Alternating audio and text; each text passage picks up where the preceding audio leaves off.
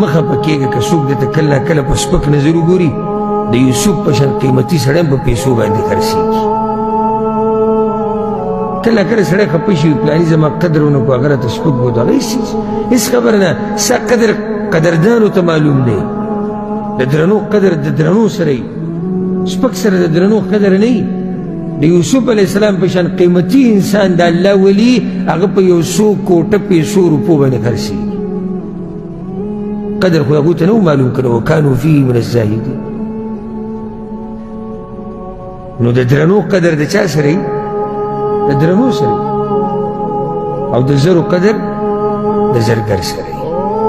مخه پکېږه که څوک درته کله ناکله په سپک نظر وګوري د یوسف په شان قیمتي سړی هم په پیسو باندې خرڅېږي.